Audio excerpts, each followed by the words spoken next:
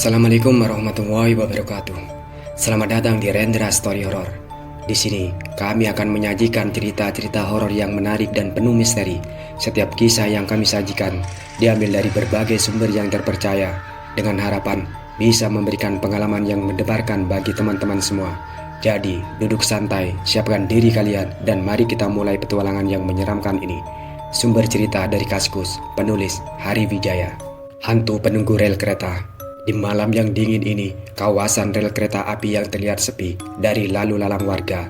Kesibukan ibu kota yang padat ini seolah sudah berubah saat jam melewati pukul 10 malam. Walaupun kawasan ini menjadi salah satu kawasan yang padat penduduk, akan tetapi semua berubah saat gelap menguasai langit. Saat itu, Oji, seorang hansip yang tengah melakukan ronda malam, berjalan-jalan dari gang ke gang dan dari jalan ke jalan. Sesekali ia juga menyalakan rokok dan mengisapnya menemani ronda malam ini. Sambil menyorotkan lampu senternya, pria usia 30 tahunan ini berjalan melewati jalan-jalan yang gelap. Ia juga tengah sibuk membalas pesan-pesan dari temannya di handphone miliknya itu. Sambil bersenandung dan bersiul, Oji berjalan agak menjauh dari rumah-rumah warga saat situasi sudah dinilai aman. Ia berjalan menuju jalan yang agak lebar dan berbelok-belok ke sebuah palang perlintasan kereta api. Di sana ada sebuah pos di mana teman-temannya yang bernama Opan sedang berjaga malam, juga di pos hansip dekat jalur kereta api itu. Daerah perlintasan kereta api itu seringkali terjadi tawuran antar geng anak muda yang meresahkan warga, sehingga peran Oji dan Opan cukup diperlukan di sini. "Woi, takut lu? Sampai minta gue supaya kemari?" kata Oji sambil tersenyum lebar dan menaruh senternya di meja pos. "Ah, bikin kaget lu bego," jawab Opan. Oji kemudian duduk dan meminum sebuah kopi yang ada di meja Opan. Saat itu, suasana memang sepi, akan tetapi Opan tetap bertahan di posnya itu. Mereka bersantai sejenak sambil menikmati sejuknya angin malam. Sesekali juga mobil-mobil lewat jalan yang mereka jaga itu. Lantunan musik dangdut terdengar dari speaker handphone Opan. Salah satu solusi untuk menemani malam panjang mereka sekaligus mengusir suasana sepi yang kerap kali menimbulkan hawa mengantuk. Pan, lihat tuh Pan," kata Oji menunjuk ke arah rel kereta. Opan pun menoleh dan melihat seorang pemuda yang semula berjalan normal tiba-tiba jatuh terduduk sambil menunduk serta memegang kepalanya. Opan dan Oji heran dan terus memperhatikannya. Mereka tak langsung menghampiri pemuda itu karena biasanya menjadi salah satu modus kelompok begal. "Hei, lu mabuk?" teriak Opan dari dalam posnya. "Wah, itu antara mabuk atau korban tawuran, Pan. Ayo samperin dah," kata Oji yang kemudian keluar dari pos dan menghampiri pemuda itu. Disusul Opan yang mengikuti Oji dari belakang. Setelah memasuki kawasan rel kereta, Opan dan Oji sampai di belakang pemuda yang mereka curigai mabuk. Mereka pun segera menegur. Lu Tong, kenapa?" tanya Opan kepada pemuda yang masih duduk membelakanginya itu. "Aduh," kata pemuda itu kesakitan. "Abang, tolongin saya dong bang." "Aduh," kata pemuda itu kesakitan. "Abang, tolongin saya dong bang. Nanti abang minta upah berapapun saya bayar. Yang penting tolongin saya dulu bang," lanjut pemuda itu. "Wah, rezeki nih," kata Oji. "Tong, kita ini hansip. Kita ini bertugas menjaga suasana malam sekitar sini supaya aman. Kalau lu butuh pertolongan, sudah menjadi kewajiban kami untuk menolong. Dan jangan khawatir soal bayaran, karena kami dibayar oleh pemerintah.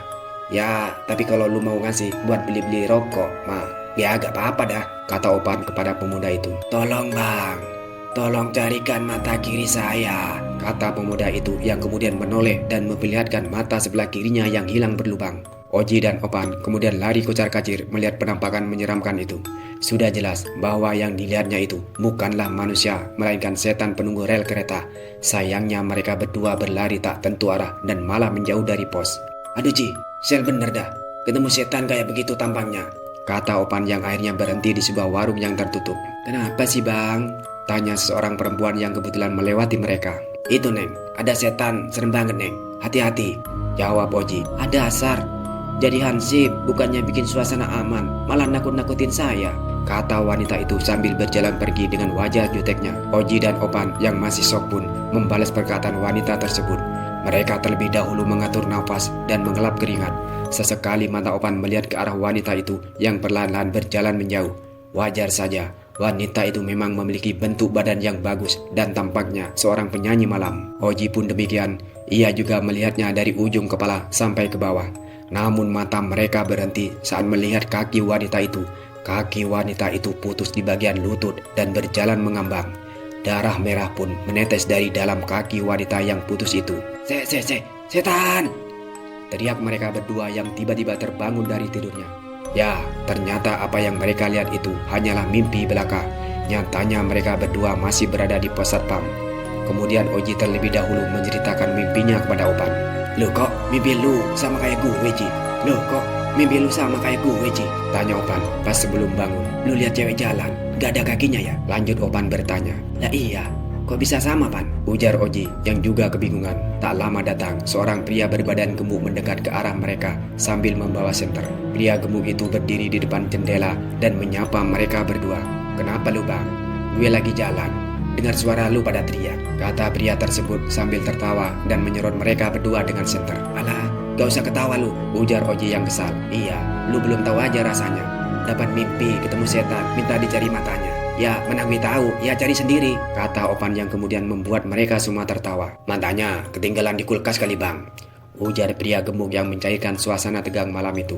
"Iya ya, bisa jadi ya," kata Oji sambil tertawa lepas. Ngomong-ngomong Bang, gue masuk ya," kata pria gemuk itu yang kemudian langsung dipersilakan masuk ke dalam pos mereka.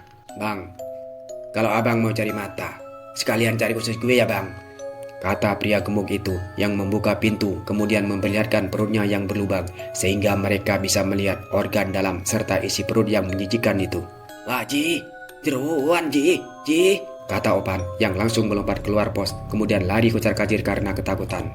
"Baik lu setan," kata Oji yang menyiram hantu pria gemuk itu dengan kopi. Sebelum akhirnya lari menyusul Opan di depan. Beberapa hari berikutnya, mereka berdua tidak melaksanakan jaga malam di pos itu lagi. Mereka ketakutan setelah diteror oleh para penunggu rel kereta api angker tersebut. Mereka juga menceritakan pengalaman yang mengerikan ini kepada rekan hansip lainnya. Semenjak saat itu, tak ada lagi yang berani berjaga di pos dekat rel kereta kecuali beramai-ramai. Terima kasih telah menonton Rendra Story Horror. Semoga teman-teman menikmati kisah yang kami sajikan. Jangan lupa untuk like, komen, dan subscribe agar kalian tidak ketinggalan cerita-cerita horor yang menarik lainnya. Sampai jumpa di video berikutnya. Dan selalu ingat, di balik setiap cerita ada misteri yang menanti untuk diungkap. Selamat malam dan tetap berhati-hati. Wassalamualaikum warahmatullahi wabarakatuh.